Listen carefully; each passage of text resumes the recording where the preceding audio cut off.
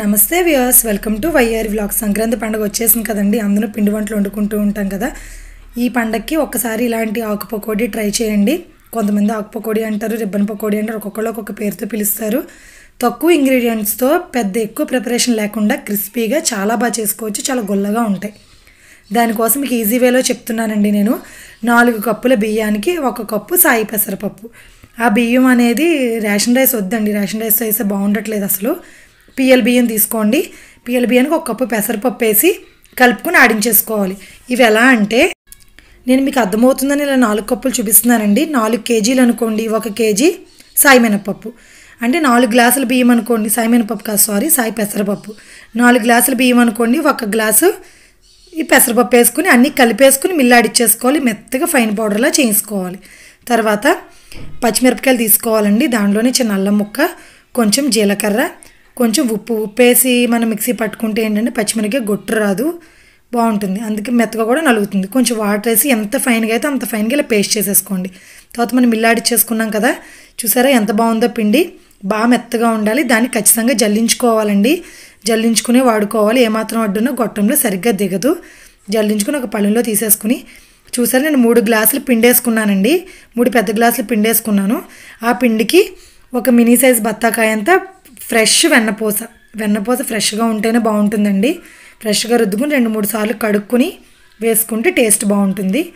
తర్వాత మనం మిక్సీలో పట్టుకున్న ఈ పచ్చిమిర్చి పేస్ట్ని ఇందులోకి ఇలా వడకట్టేసుకుందాము. ఇది మనం ఇలా మిల్లాడిచి పట్టుకుని ఎప్పుడు కావాలితే అప్పుడు 2 గ్లాసులు ఫ్రెష్ వెన్నపూస ఉన్నప్పుడు ఇలా చేసేసుకోవచ్చండి. సింపుల్గా అయిపోతుంది. దీనికి ఏ విధమైన తడిపిండి అవసరం లేదు. చాలా క్రిస్పీగా ఉంటాయి. వెన్నపూస తక్కువ వేస్తే కొంచెం గట్టి వస్తాయి. గట్టిగా ఇష్టపడే వాళ్ళకి అలా ట్రై చేయొచ్చు.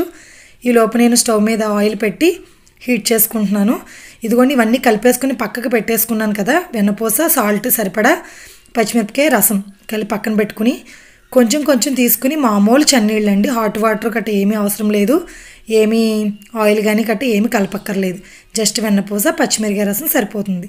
కొంచెం పిండి లాక్కుని ఇలా వాటర్ కలుపుకొని ఇదిగోండి ఈ కన్సిస్టెన్సీలో ముద్దలా కలుపుకుంటున్నాను. మొత్తం కలిపేసుకుంటే పిండి నానిపోతుందండి.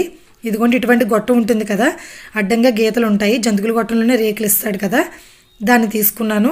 దాన్ని తడుపుకొని తీసుకోవాలండి ఎప్పుడు కూడా. ఫస్ట్ టైము అప్పుడు అంటుకోకుండా నీట్గా వస్తుంది, లేకపోతే నిండా అంటుకుపోతుంది అనమాట. ఈ కన్సిస్టెన్సీలో ఉంటే బాగా దిగుతుంది.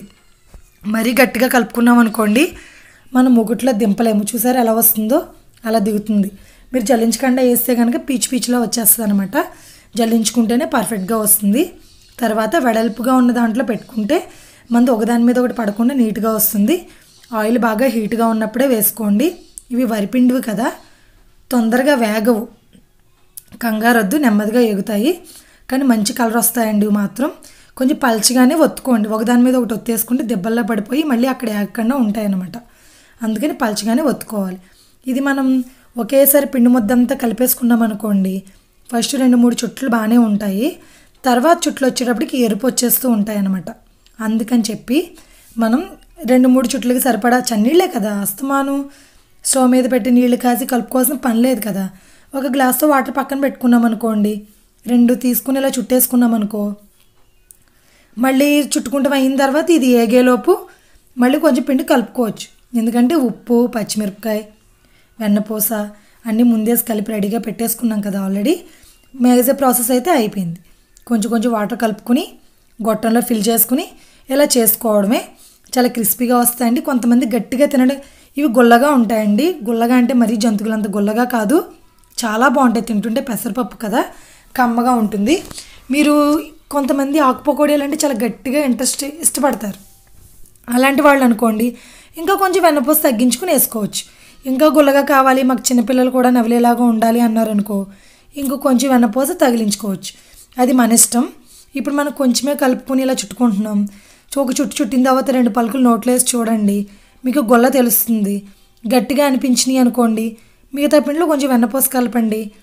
మరి గొల్ల ఎక్కువైపోయింది అనిపించింది అనుకోండి, పొడి పిండి ఉంటుంది కదా మన దగ్గర, మొత్తం మనం ఆడించుకున్న పిండి అంతా వాడేసుకోం కదా ఎప్పుడూను, పొడి పిండి ఉంటుంది కదా, అది కలుపుకోండి. ఒకవేళ పొరపాటున ఆడించుకున్న పిండి అంతా ఆడేసుకున్నారనుకోండి, మన ఇంట్లో వరిపిండి లేకుండా ఉండదు కదా, ఒక గుప్పుడు వరిపిండి వేసుకున్నా సరిపోతుంది అనమాట. ఏ రెసిపీ అయినా మనం అడ్జస్ట్ చేసుకోవడం బట్టే ఉంటుంది. ఫస్ట్ చూసుకుని ఎక్కువ తక్కువలు చూసుకోవడమే. ఆయిల్ అస్సలు లాగవండి, కమ్మగా కరకరలాడుతూ చాలా బాగుంటాయి. ఒక్కసారి ఇలా ట్రై చేయండి. అంతేనండి, కమ్మని కరకరలాడే ఆకు పకోడీలు అయితే రెడీ అయిపోయినాయి. ఈ రెసిపీ మీకు నచ్చినట్లయితే please like, share and subscribe. ఖచ్చితంగా ఒకసారి ట్రై చేయండి. సింపుల్, పిల్లలకి బాక్స్లో పెట్టడానికి కూడా చాలా బాగుంటుంది. ఓకే, థ్యాంక్ యూ అండి. Thank you for watching.